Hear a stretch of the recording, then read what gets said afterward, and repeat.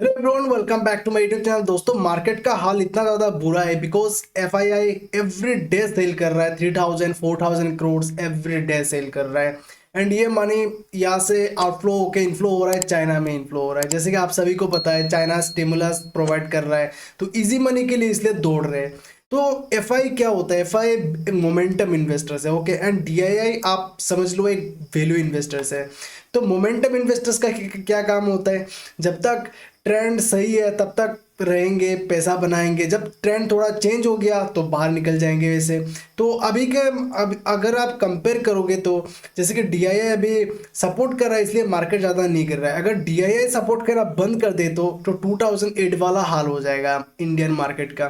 तो 2008 में भी ऐसा हुआ था। मैंने जितने भी तब तो मैं नहीं था 2008 में, मैंने 2017 में ही स्टार्ट करा था स्टॉक मार्केट जर्नी अपना। तो मैंने जितने भी वेटरन इन्वेस्टर्स हैं उनसे, उन लोगों से मैंने बात करा, तो उन्होंने बोला कि तब 2008 का जब टाइम था तब मार्केट में इतना ज़्यादा गिरावट हुआ था, 40-50% पोर्टफोलियो डाउन था।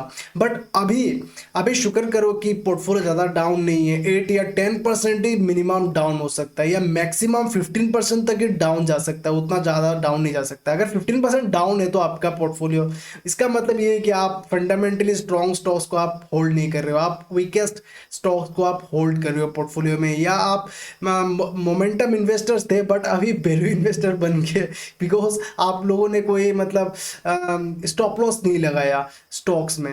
तो देखो, अभी और एक बात समझ लो कि मतलब बहुत सारे ऐसे मतलब बातें हो रहे हैं कि सोशल मीडिया में एफआई इतना ज़्यादा सेल कर रहा है तो मार्केट का क्या होगा। देखो भाई, एफआईआई ने जो अभी तक करंट इन्वेस्टमेंट अभी तक करा हुआ है $800 बिलियन इंडिया में 800 बिलियन डॉलर का इनका इन्वेस्टमेंट है। अभी कितना कितना तक सेल हुआ? $10 बिलियन ही सेल हुआ है। तो जस्ट 1% ही सेल हुआ है। एफआई ने जस्ट 1% अपना पोर्टफोलियो को सेल करा है, या प्रॉफिट अभी बुक कर रहे हैं दोस्तों। तो इतना ज़्यादा मतलब टेंशन लेने की जरूरत नहीं, क्योंकि 800 हम लोग के पास और भी पैसा है, एफआई का पैसा अभी भी है। हम लोग इंडिया में अभी भी बचा हुआ है, स्टॉक्स में अभी भी लगा हुआ है एफआई का पैसा। एंड ये जो अभी जो आउटफ्लो हो रहा है मनी एंड इनफ्लो हो रहा है चाइना में, ये शॉर्ट टर्म के लिए। अभी थोड़ी देर पहले, हाफ एन आवर पहले, एक न्यूज़ आया कि आईएमएफ ने डिस्पाइट चाइना स्टिमुलस अभी भी मतलब लोअर गाइडेंस दे रहे हैं अपना जीडीपी ग्रोथ का। तो उन्होंने भी गाइडेंस दिया है कि 4.8% से ग्रो होगा इस साल में, FY25 में इनका जीडीपी। एंड चाइना गवर्नमेंट का ये टारगेट है कि अपना जीडीपी को 5% ग्रोथ रेट से ग्रो करता जाए। बिकॉज इनका मतलब एक गोल बनाया है इन्होंने 2020 से 2032 या 2035 तक अपना जीडीपी को डबल करना है। तो 2020 में था आई थिंक इनका जीडीपी $14.7 ट्रिलियन इतना तक ही था आई थिंक। तो इनको अभी इनको डबल करना है, 28 या $29 ट्रिलियन तक लेके जाना है इनका अपना जीडीपी को। तो इसलिए मतलब अपना टारगेट भी इन्होंने हाई करा है। तो मैंने कुछ टाइम पहले एक न्यूज़ भी पढ़ा था कि मतलब जितने भी मेजर ब्रोकरेज है जैसे कि यूबीएस, जेपी मॉर्गन, तो इन्होंने क्या करा, जो जीडीपी टारगेट है, प्रोजेक्शन है चाइना का 4.7 4.8 रखा, अभी तक 5% तक क्रॉस ही नहीं कर पाया। क्योंकि जीडीपी ग्रोथ इनका जो चाइनीज गवर्नमेंट का टारगेट है 5%, बट 5% अभी तक हो भी नहीं पा रहा है। तो आप ये समझ लो कि चाइना में जितना अभी तक जो भी इन्फ्लो हुआ है एफआई का मनी, ये फिर से रिटर्न होने वाला है इंडिया में। इंडिया एक मतलब क्या है, सनराइज एक सेक्टर ही मान लो, एक सनराइज सेक्टर है, ओके। तो इसलिए अभी यहाँ पे इंडिया में आना ही पड़ेगा इनको, फिर से इंडिया में आएंगे। और जितना ज़्यादा एफआई जा रहा है, आउटफ्लो हो रहा है, इतना ज़्यादा स्पीड से इनफ्लो भी होगा, एंड उतना ज़्यादा स्पीड से मार्केट ग्रो भी करेगा। तो मैं आपको चार्ट प्राइस एक्शन की मदद से आपको समझाऊंगा, बट मैं यहाँ पे कोई भी व्यू नहीं रखूंगा कि मेरा बुलिश हो या बेयरिश हो, आप खुद समझ जाओगे। एंड अभी तक आपने मेरे चैनल को सब्सक्राइब नहीं करा है तो जल्दी से सब्सक्राइब कर लो, और इस वीडियो को लाइक भी कर दो दोस्तों, और अपने दोस्तों के साथ शेयर भी कर दो। एंड आप जब कमेंट करते हो, लाइक करते हो, मुझे मोटिवेट मिलता है ताकि मैं आप लोग को और भी नॉलेज प्रोवाइड कर सकूं। मैं टेक्निकल एनालिसिस सीरीज लाऊंगा, मैं फंडामेंटल एनालिसिस सीरीज भी लाऊंगा। आप सिर्फ बने रहिए मेरे वीडियो में, एंड आप मेरे चैनल को सपोर्ट करते रहिए। देखो, आप जब टाइम फ्रेम को जितने भी बड़ा करोगे टाइम फ्रेम, तो आपका मतलब जो जो भी आप स्ट्रेस फील कर रहे हो, राइट, मार्केट नीचे गिर रहा है, आप स्ट्रेस फील कर रहे हो, तो वो स्ट्रेस फील नहीं करोगे।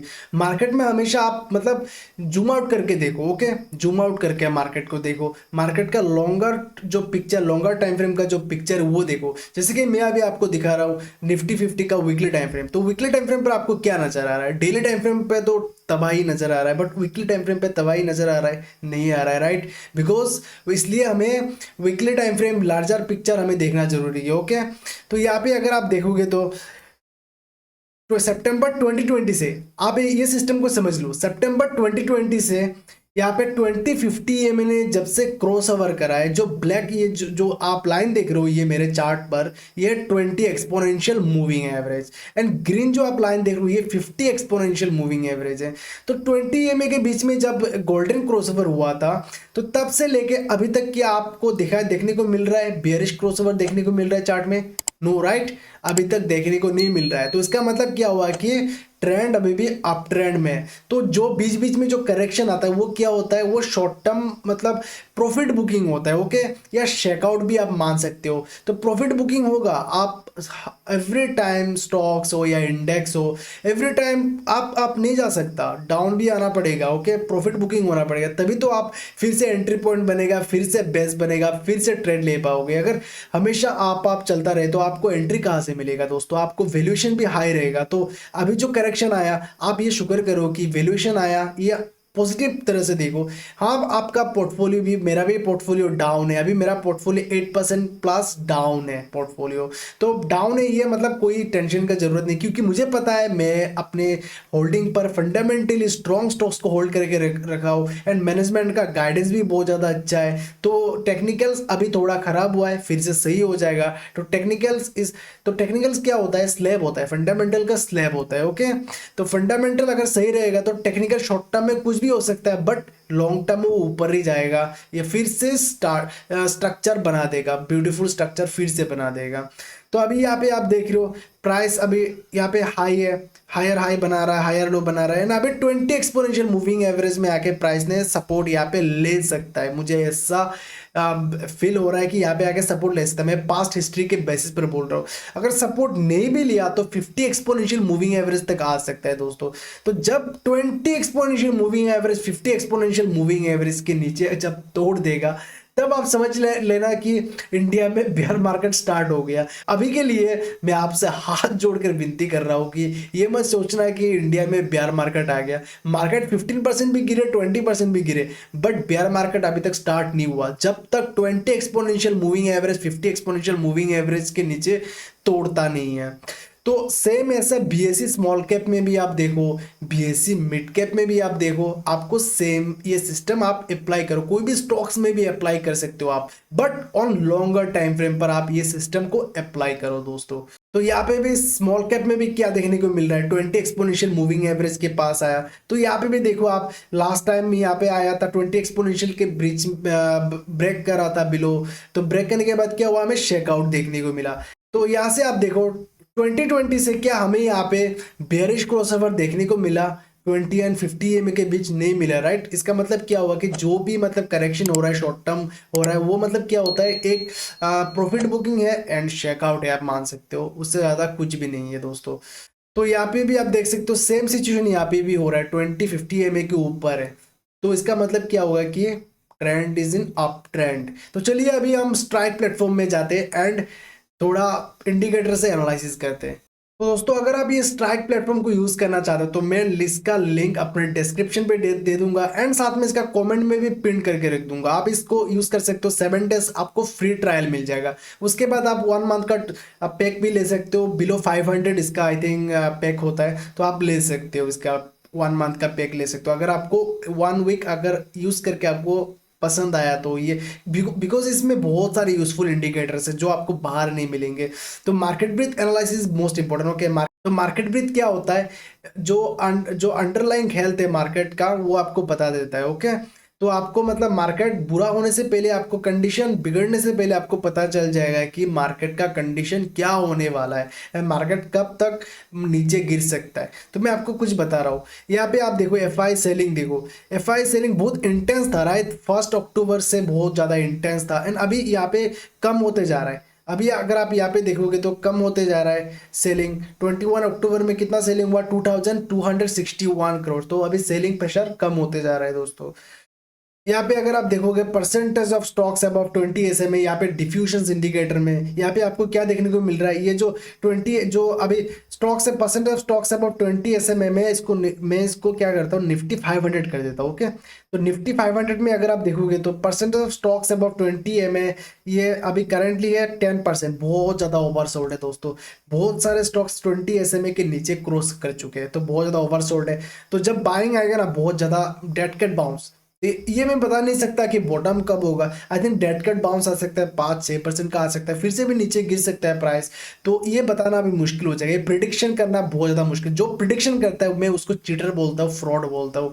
बिकॉज मार्केट में, स्टॉक मार्केट में कोई भी प्रिडिक्शन नहीं कर पाएगा, कोई भी प्रिडिक्शन नहीं कर पाएगा। अगर कोई प्रिडिक्शन कर रहा है तो वो अपना कोर्ट सेलिंग के लिए, अपना धंधे के लिए आपको आपको फुल बना रहा है। ओके, आपको स्टूपिड बना रहा है आपको। तो आप मतलब ऐसा झांसे में मत पड़ो। परसेंटेज ऑफ स्टॉक्स अगर 50 एसएम है, ये भी अभी काफ़ी ओवरसोल्ड है दोस्तों। प्रीवियस लेवल में यहाँ पे आया, मार्च 2024 में यहाँ पे आया था, फिर से यहाँ पे बाउंस हुआ था, हमें बहुत बड़ा रैली देखने को मिला। तो अभी फिर से ओवरसोल्ड है, तो यहाँ से हमें फिर से रैली देखने का चांस हो सकता है दोस्तों। एंड अगर आप यहाँ पे FI index future long percentage देखोगे तो एफआई ने कितना परसेंटेज अपना लॉन्ग पोजीशन देके रखा है, अभी करंटली 32%। अभी करंटली एफआई अपना लॉन्ग पोजीशन होल्ड करके रख रहे हैं। तो ये भी बहुत ज़्यादा ओवरसोल्ड है। अभी ये लोग भी क्योंकि ये लोग सेल कर रहे हैं, तो इसलिए अभी एफआई पोजीशन अभी नीचे आ रहा है। तो यहाँ से अभी जब ऊपर उठेगा तब ये भी लाइन भी ऊपर जाएगा। तो अभी करंट ओवरसोल्ड है, तो यहाँ से बहुत ज़्यादा चांसेस बन जाता है कि जैसे कि हमने 3 एनालिसिस अभी यहाँ पे देखा, तो इससे क्या पता चल रहा है कि यहाँ से हमें रिवर्सल या डेड कैट बाउंस देखने को मिल सकता है दोस्तों। तो आपको क्या लगता है मार्केट को लेके, क्या मार्केट और भी नीचे जाएगा? क्या आपका टारगेट क्या है मार्केट को लेके, नीचे का टारगेट क्या है? तो आप मेरे कमेंट बॉक्स पर आके कमेंट कर सकते हो, आप बेझिझक कमेंट कर सकते हो। मैं आपको कुछ भी जज नहीं करने वाला दोस्तों। तो अगर आपको मेरा इस वीडियो को पसंद आया, इन्फॉर्मेटिव लगा, तो मेरे चैनल को सब्सक्राइब कर देना, इस वीडियो को लाइक कर देना, अपने दोस्तों के साथ शेयर कर देना, ताकि वो लोग भी डरे नहीं। एंड अपने सोशल मीडिया जो डर फैला रहे, उनसे थोड़ा बच के रहिए दोस्तों।